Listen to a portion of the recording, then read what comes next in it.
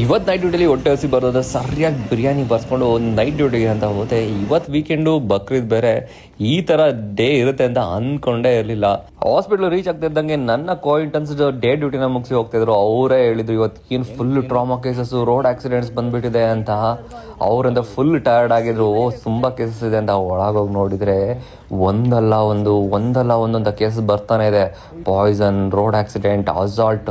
ಒಬ್ಬ ಇಷ್ಟು ದಿನ ವೀಕೆಂಡಲ್ಲಿ ಜನ ಚಿಲ್ ಮಾಡ್ತಾರೆ ಅಂತ ಮಾತ್ರ ಅನ್ಕೊಂಡಿದ್ದೆ. ಆದರೆ ಇವತ್ತೇ ಗೊತ್ತಾಗಿದ್ದು ಆಕ್ಸಿಡೆಂಟ್ಸ್, ಅಸಾಲ್ಟ್ಸ್ ಈ ಥರದ್ದು ಕೇಸ್ಗಳನ್ನ ಜಾಸ್ತಿ ಮಾಡ್ಕೋತಾರೆ ಅಂತ. ಒಂದು ಕೇಸ್ ನೈಟಲ್ಲಿ ಸ್ಪೀಡಾಗಿ ಬಂದಾಗ ಹಂಸಕ್ಕೆ ಅದು ಗೊತ್ತಿಲ್ಲದೆ ಬೈಕ್ನ ಆರಿಸಿ ಬಿದ್ದು 2 ಕಾಲು ಮೂಳೆ ಮುರಿದೋಗಿತ್ತು. ಅಷ್ಟೇ ಆದರೂ ಪರವಾಗಿಲ್ಲ, ಮೂಳೆಗಳ ಜೊತೆ ರಕ್ತನಾಳನೂ ಕೂಡ ಕಟ್ಟಾಗಿತ್ತು. ಅವ್ರ ಮನೆ ಪರಿಸ್ಥಿತಿನೂ ಕೂಡ ಸರಿಯಾಗಿರಲಿಲ್ಲ. ತುಂಬಾ ನರಳ್ತಾ ಇದ್ರು, ಏನು ಮಾಡಬೇಕು ಅಂತ. ಸೊ ಎಷ್ಟೇ ಲೇಟ್ ಆದರೂ ಪರವಾಗಿಲ್ಲ, 1-2 ನಿಮಿಷ ನಿಧಾನಕ್ಕೆ ಹೋಗಿ, ಸ್ಪೀಡಾಗಿ ಹೋಗಿ ಈ ಥರ ಎಲ್ಲ ಲೈಫ್ನೇ ಹಾಳು ಮಾಡ್ಕೋಬೇಡಿ ಅಂತ ಹೇಳ್ತೀನಿ. ಅಷ್ಟೊತ್ತಿಗೆ ಬೆಳಗ್ಗೆನೇ ಆಗೋಗಿತ್ತು.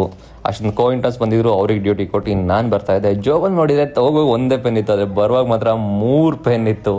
It happens. ಇವತ್ತಿಗಷ್ಟೇ, ಮತ್ತೆ ನಾಳೆ ಸಿಗುವ. ಬಾಯ್.